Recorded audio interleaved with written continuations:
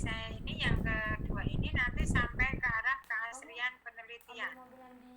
Jadi sampai bagaimana Anda bisa menyusun sampai ke keaslian penelitian. Tetap tolong diperhatikan, walaupun ini nanti saya menceritakan tentang proses penelitian, di mana di dalam materi saya yang kedua ini, karena Anda harus sampai mampu mengaplikasikan dari semuanya, maka baik dalam kondisi merumuskan masalah, kemudian tujuan, manfaat, ruang lingkup sampai ke keaslian penelitian. Nah, kalau saya berbicara terkait dengan proses penelitian ini tidak hanya di bab 1. Jadi bab 1 itu hanya di sini. Teori atau pusaka ini bab 2, hipotesis, variabel, alat, desain, sampel. Ini di bab 3. Analisis data ini di bab 4. Kesimpulan ini di bab 5, gitu ya. Saya hanya menyinggung sedikit saja yang terkait dengan dari proses penelitian ini supaya kamu bisa mempunyai gambaran. Jadi artinya punya gambaran yang nanti yang keterkaitannya dengan tadi ada yang bertanya berapa sih Bu sebenarnya sampelnya yang harus saya siapkan, lalu tekniknya ini berapa minggu, berapa kali, satu setnya berapa kali. Nah itu ada di mana gitu ya. Nah ini di dalam proses penelitian ini sudah jelas semuanya bahwa apa yang sudah saya sampaikan tadi yang terkait dengan di bab 1 itu yang berhubungan dengan masalah tadi. Ada masalah karena dalam penelitian itu kalau tidak ada masalah tidak ada penelitian, ya kan? Ada masalah pun belum tentu ada penelitian, kan gitu ya. Nah, jadi apa yang sudah kamu angkat masalah itu maka harus didukung dengan teorinya. Jadi teori yang kamu dapatkan selama ini dari semester 1 sampai semester 6 atau semester 7 ini, atau didukung juga dengan jurnal-jurnal yang telah kamu baca. Nah, dari situ maka akan bisa menyusun suatu hipotesis. Hipotesis itu adalah jawaban sementara dari rumusan masalah. Nah, nanti bagaimana merumuskan masalah nanti kita bahas di materi saya yang ini, siang ini. Sehingga kalau sudah ada jawaban sementara, maka itu bisa kita untuk menentukan variabelnya. Jadi apa variabel bebasnya, apa variabel terikatnya gitu ya. Tapi kalau berbicara terkait dengan naratif review atau literatur review, maka tidak berbicara terkait dengan para variabel, tapi berbicaranya terkait dengan PICO atau PEOS. Artinya P itu populasi atau sampelnya, I itu adalah interventionnya, C itu adalah komparasi, U-nya itu adalah outcome atau outputnya. Itu kalau Anda melakukan penelitian dengan modelnya adalah komparasi atau intervensi yang tunggal. Tapi kalau yang menggunakan naratif review yang korelasi atau hubungan tadi, maka bukan variabel, jadi bukan variabel tetapi Anda bisa menentukan terkait dengan PEOS, P populasi, P exposure, nanti yang akan disampaikan oleh Bu Sulis di materi yang ketiga nantinya ya. Nah dari situ maka bisa menentukan apa sih sebenarnya alat atau instrumen yang digunakan, termasuk desain penelitiannya. Nanti dari situ akan ketahuan. Maka nanti ada materi dosen yang menyatakan terkait dengan desain penelitian, alat atau instrumen penelitian. Kemudian dari situ bisa untuk menentukan sampelnya, atau respondennya, atau populasinya. Maka nanti di materi berikutnya Ibu menyampaikan terkait dengan bagaimana untuk menentukan sampel, bagaimana untuk menentukan responden, bagaimana untuk menentukan populasi. Nah, di situ nanti keterkaitannya. Kemudian setelah kita tahu bahwa jumlah sampelnya berapa, bagaimana cara untuk mendapatkan sampel itu gitu ya, maka nanti kemudian kita melakukan suatu penelitian yang didapatkan yang dari data penelitian itu. Dari data penelitian itu seperti apa data penelitian. Nah, kalau misalnya Mas Hasim tadi apa judulnya? Apaan mobil? Oh, pakai mobil. Ini Bu, Mobil pacar. pengaruh pemberian TENS dan myofascial release terhadap penurunan nyeri pasien neck pain. Nah, berarti data empirinya berupa nyeri, pengukuran nyeri sebelum dan sesudah. Misalnya, pengukuran nyerinya itu diolah. Jadi nyerinya itu sebelum dan sesudah itu nanti diolah. Nah, caranya mengolah bagaimana nanti ada dosen tersendiri yang menjelaskan terkait dengan pengolahan data. Bagaimana cara mengolah data, bagaimana cara menganalisis data.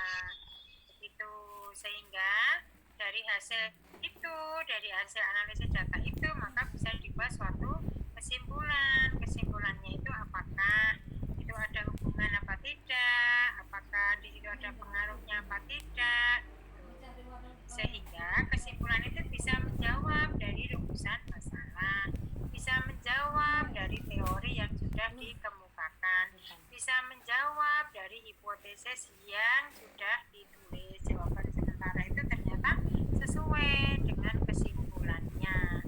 Begitu yang terkait dengan proses penelitian. Tuh. Ada pertanyaan sampai di sini? Baik, saya lanjutkan. Nah, untuk menuju ke bab 1 tadi, menuju ke latar belakang masalah tadi, maka sebenarnya kita harus juga mengetahui masalah penelitian itu apa sih sebenarnya, Bu. Jadi ada gap. Gap itu kesenjangan. Jadi ada suatu perbedaan, ada suatu kesenjangan antara harapan dengan kenyataan. Misalnya tadi Anda meneliti yang terkait dengan nyeri pada LBP myogenik. Seharusnya pada kondisi nyeri LBP ini seharusnya bisa diberikan prevensi gitu ya. Tetapi kemudian kenyataannya kenapa di lapangan banyak sekali pada nyeri LBP itu tidak diberikan prevensi, tapi hanya diberikan lagu wajibnya tadi, misalnya infrared atau satu diatermi, ultrason, hanya seperti itu. Karena di situ ada suatu gap atau kesenjangan. Gap itu juga apa yang seharusnya terjadi dengan apa yang ada gitu ya. Jadi seperti itu. Oleh karena itu pada masalah penelitian itu adalah pertanyaan yang perlu dicari jawaban. Jadi pertanyaannya itu dimunculkan di dalam yang disebut dengan rumusan masalah. Maka rumusan masalah itu berupa kalimat tanya. Alternatif jawabannya itu harus lebih dari satu. Maka tadi saya singgung, ada suatu penelitian yang disebut dengan penelitian payung misalnya, Gigi dengan Mas Hasim misalnya, bisa melakukan penelitian bersama dengan Bu Khotimah dengan responden yang sama, sampelnya yang sama, tekniknya sama, tapi yang diukur berbeda. Misalnya, pada sama-sama pasien PPOK atau sama-sama pasien asma, tapi yang satu diukur sesak napasnya, yang satu diukur ekspansi toraknya, tapi sama-sama diberikan positive breathing ya, atau sama-sama diberikan ACPT, teknik active cycle breathing teknik misalnya. Nah, dari situ maka bisa nanti satu saya melakukan pengukuran terkait dengan kualitas hidupnya, Mas Gigi melakukan pengukuran sesak nafasnya, kemudian Mas Hasim melakukan penelitian yang terkait dengan ekspansi toraknya, itu bisa. Itu yang disebut dengan penelitian payung. Tidak ada kegiatan penelitian tanpa masalah. Bahkan ada masalah pun belum tentu diikuti dengan kegiatan penelitian.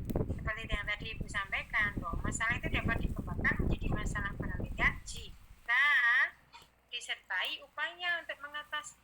Jangan sampai, oh ini ada nyeri pinggang bawah, lalu solusinya apa? Nggak ngerti. Nah, oleh karena itu saran saya, tolong cari dalam kondisi jurnal itu yang sebanyak-banyaknya sehingga bisa mengetahui solusinya itu, jawabannya itu adalah lebih dari memilih masalah penelitian yang baik, yaitu jika dipecahkan itu ada menawarkan sesuatu yang baru.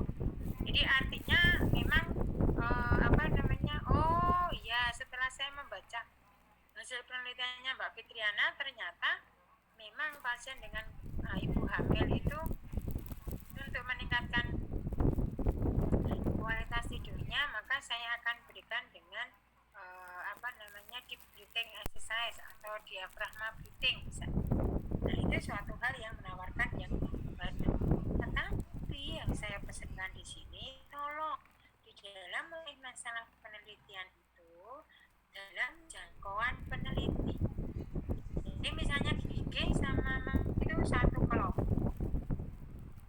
Lalu ini kok kamu di olahraga, kok kayaknya enak ya, saya tak juga di olahraga. Padahal Mas Kiki nggak kompeten di olahraga. Saya tuh sebenarnya nggak suka di. Nah, itu jangan sampai di luar dari jangkauan peneliti itu jangan sampai. Jadi modelnya seperti itu, ya. Sehingga mestinya harus diperhatikan antara kemampuan dari peneliti itu dengan apa yang ingin dia lakukan, gitu ya. Harus memungkinkan untuk dijawab jawabannya lebih dari satu, di mana di situ memungkinkan diuji secara empiris dan yang jelas dapat dihubungkan dengan kerangka teori. Misalnya Mas David, apa judulnya Mas David?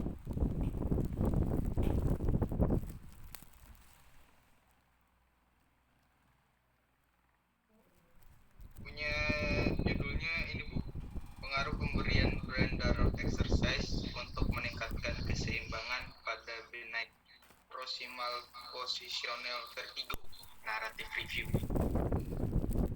Keseimbangan apa? Keseimbangannya ada dua kan ya, keseimbangan dinamis sama keseimbangan statis. Maka itu harus dapat dihubungkan dengan kerangka teorinya. Jadi kalau memang dari beberapa zona di situ harus ditegaskan nantinya, karena itu menjadikan suatu kata kunci di dalam mencari. Kalau naratif review itu kata kuncinya adalah kalau kamu kata kuncinya biru, maka kamu tidak akan mendapatkan 10 zona yang didapatkan. Itu makanya dalam menyusun itu harus diperhatikan kata kuncinya itu ya, dan juga dihubungkan dengan kerangka teorinya. Memang benar Brandar exercise itu bisa untuk meningkatkan keseimbangan. Dan apakah itu meningkatkan keseimbangan itu pada hanya pada pasien vertigo gitu, misalnya.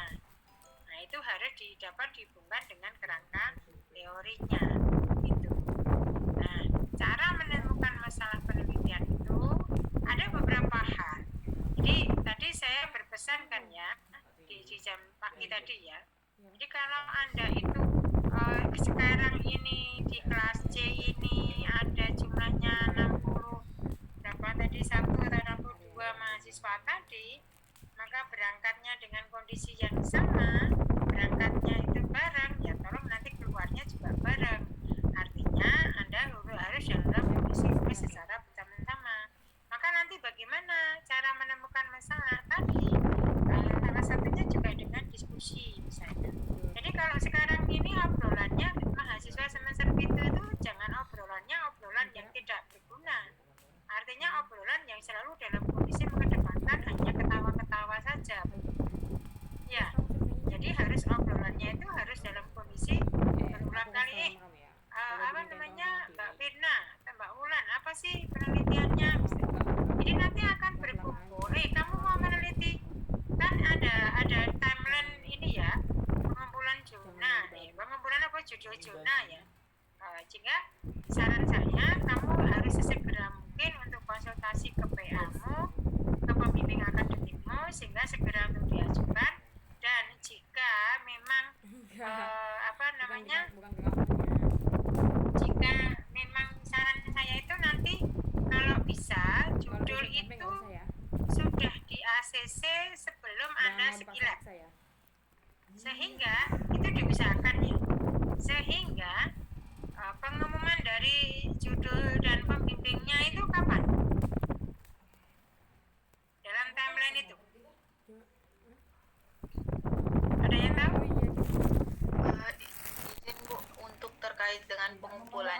batas maksimalnya sampai tanggal 14, Bu. Enggak, pengumpulannya. Terus kemudian pengumuman untuk diberikan pembimbing penguji gitu loh. Tanggal 2 Desember, Bu. Tanggal berapa? Tapi nggak ditulis tanggalnya. Ada kan itu, ada tanggalnya. Kalau nggak salah tanggal 20, Bu. Nah, itu sehingga nanti Anda segera untuk konsultasi kepada pembimbing, sehingga pada saat Anda masuk di Skilab, itu saran saya ya, masuk di Skilab itu judulnya sudah fix dari pembimbing yang kamu sudah ditentukan dari prodi itu. Jadi kalau itu sudah fix, maka mudah nanti untuk membantu pembimbing di dalam membimbing proposalmu itu lebih cepat nantinya. Gitu, saran saya seperti itu, ya. Nah, ini nanti di dalam menentukan masalah ini, Anda di dalam menentukan judul itu, maka harus membaca jurnalnya, harus sering membaca jurnal, diskusi tadi ya. Kalau memang berencana ke lansia atau berencana ke kesehatan wanita atau berencana ke muskuloskeletal, maka berkumpul jadi satu, kemudian diskusi di situ. Nah, di situ bisa juga nanti kamu bisa juga melakukan observasi atau studi pendahuluan, di mana dari observasi atau studi pendahuluan itu akan didapatkan suatu data yang dimana mengarahkan bahwa nantinya kamu akan bisa melakukan penelitian eksperimen tidak dalam kondisi naratif review, misalnya gitu. Seperti tadi pertanyaannya, apakah naratif review itu nilainya lebih rendah daripada eksperimen? Belum tentu juga kan gitu ya. Yang penting dari judul yang kamu ajukan, polanya seperti apa, itu yang harus dijelaskan, seperti itu. Seperti itu.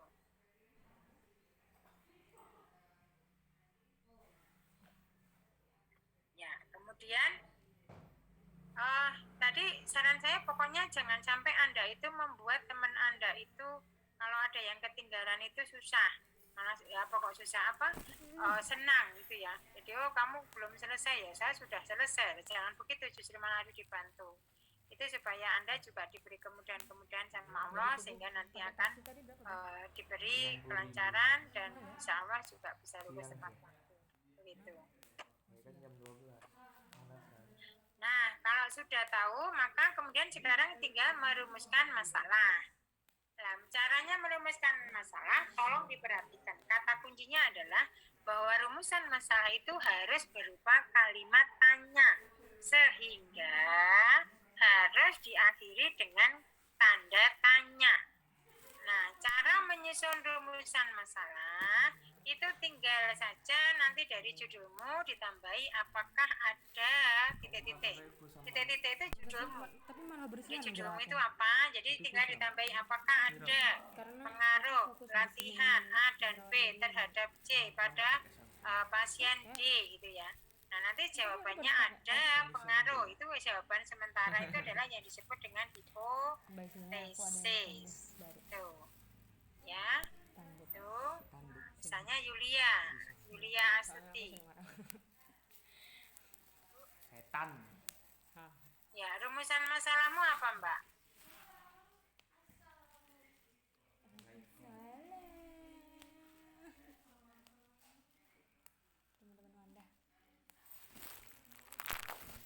Apa, Mbak? Rumusan masalahmu?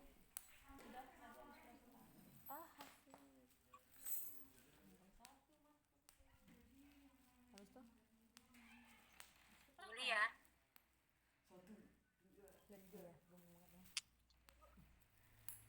Firna.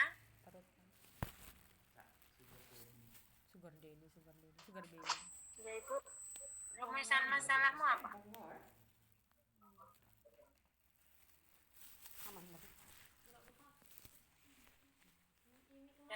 Dari pernyataan Ibu tadi, dari penjelasan Ibu tadi, rumusan masalahmu apa, Firna? Rumus masalah saya itu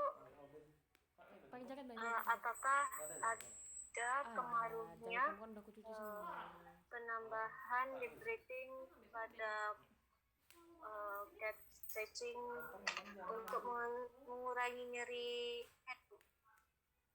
Ada siapa? pada wanita. Remaja putri Ah, ya. apa gitu ya. Ya. Apakah ada pengaruh di breathing exercise, penambahan di breathing exercise terhadap penambahan di breathing exercise pada gas stretching terhadap penurunan nyeri pada remaja putri? Tanda tanya, jangan lupa. Oh, ya. Tanda tanya, jangan lupa. Wulan, Anggra ini, apa rumusan masalahmu Wulan? Ya Ibu. Rumusan masalahmu apa? Rumusan masalah itu Bu, saya yang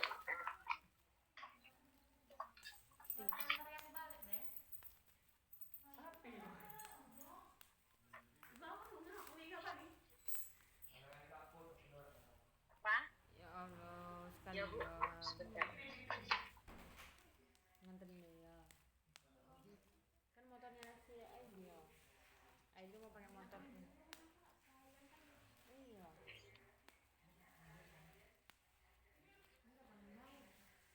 Muhammad Taufik Hidayat. Kalian malu gitu. Gina, Ya Bu, apa rumusan masalahmu?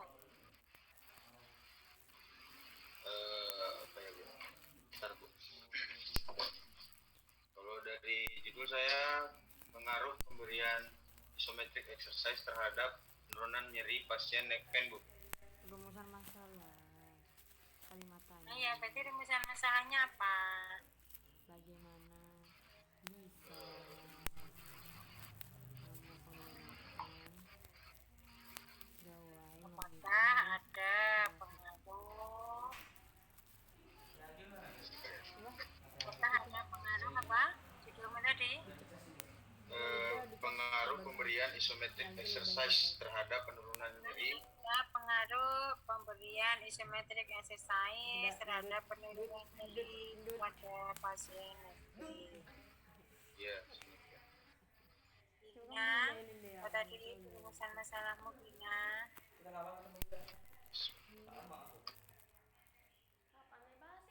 Ya Ibu, untuk masih di sini.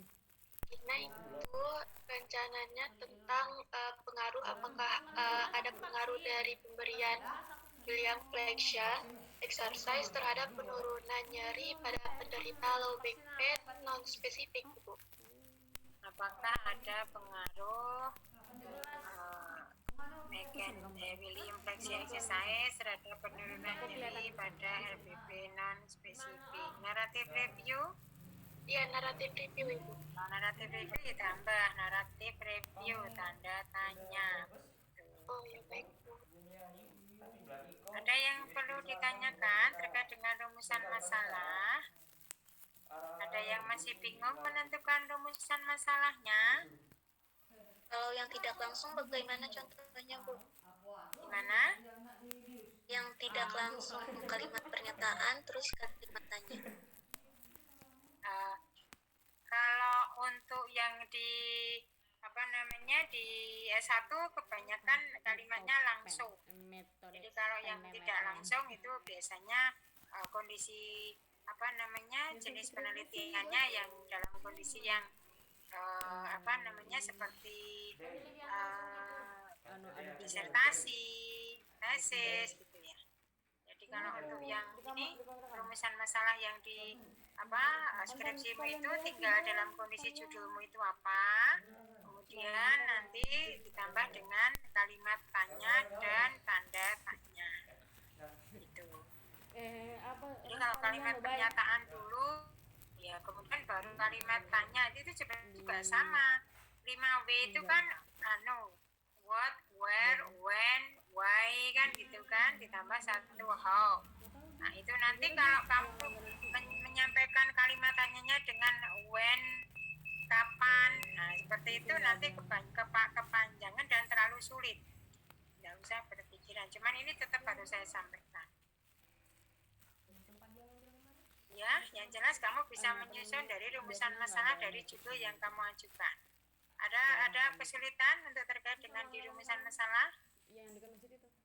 tidak saya lanjutkan. Maksudnya Tujuan. itu tuh Perhatikan untuk bilang tujuan ini, penelitian. kadang dia di rumah, kadang di Jika kamu nanti ada variabel bebasnya, ada komparatif, ada pembandingnya, lebih mahal. artinya ada dua intervensi pembandingnya, baik itu menggunakan naratif review maupun tidak menggunakan naratif review. Nambah 50 lebih. Maka jika ada pembandingnya harus ada tujuan umum dan tujuan khusus.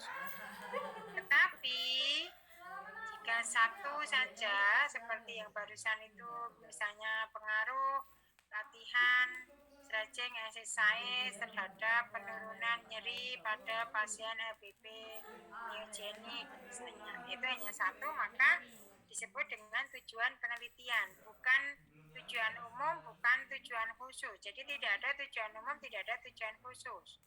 Tetapi kalau misalnya Anda mengusulkan judul hubungan, ya berarti hanya satu.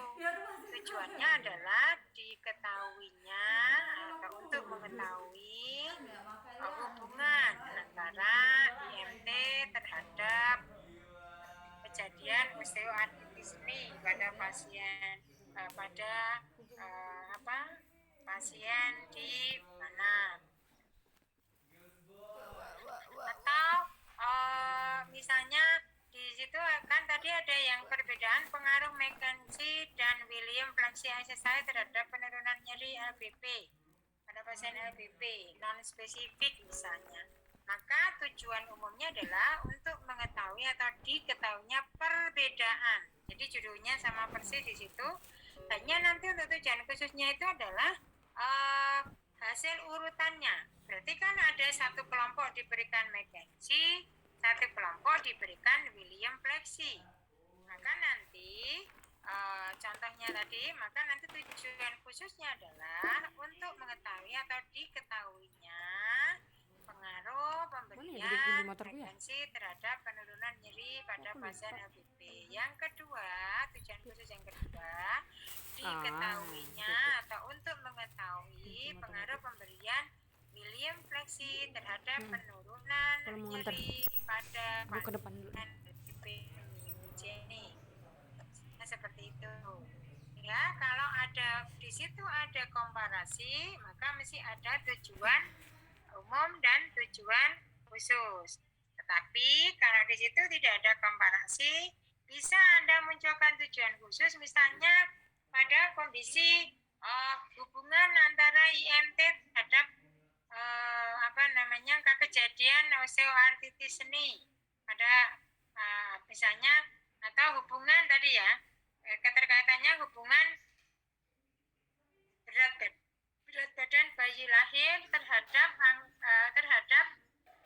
delay development pada anak misalnya, pada bayi. Pada di situ maka kamu bisa juga menyebutkan bahwa tujuan umumnya adalah untuk diketahuinya atau mengetahui hubungan antara tadi berat badan bayi lahir dengan angka kejadian delay development pada bayi atau anak. Nah, tujuan khususnya bisa Anda ketahuinya saja untuk mengetahui juga terkait dengan bagaimana untuk mengetahui berat badan bayi baru lahir, untuk mengetahui tingkat delay development-nya misalnya, itu juga bisa. Makanya tujuan untuk menghasilkan info urutannya tergantung dalam kondisi urutannya. Nah, ini yang tujuan khususnya. Tadi ada beberapa pernyataan kalimat keadaan, tidak tiap kalimat mengandung satu maksud agar dapat diukur yang jelas. Tadi kan ada urutannya, jadi yang diurutkan. Misalnya tadi kan perbedaan pengaruh McKenzie dan William Flexi, berarti kan ada satu kelompok diberikan McKenzie, ada satu kelompok diberikan William Flexi, kan gitu kan? Sama-sama dua-duanya diukur dengan nyerinya, nyeri pinggang bawahnya, misalnya seperti itu. Maka urutannya itu yang disebut dengan tujuan khusus. Maka berarti di situ adalah untuk diketahuinya atau mengetahuinya terkait dengan untuk mengetahui atau diketahui pengaruh McKenzie terhadap penurunan nyeri pada pasien LPP myogenik, misalnya gitu. Yang kedua, untuk diketahuinya William William flexi exercise atau pengaruh William flexi exercise terhadap penurunan nyeri pada pasien HPV migraine. Misalnya seperti itu. Rizky Boludawa.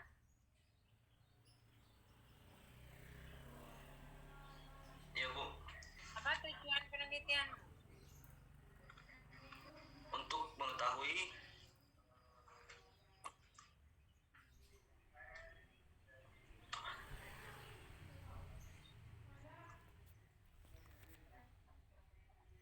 Apa? Untuk mengetahui apa, Mas? untuk mengetahui apakah ada pengaruh stretching exercise pada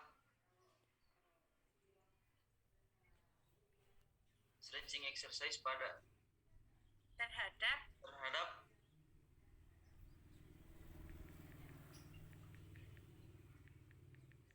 apa? terhadap ini Bu, stretching exercise terhadap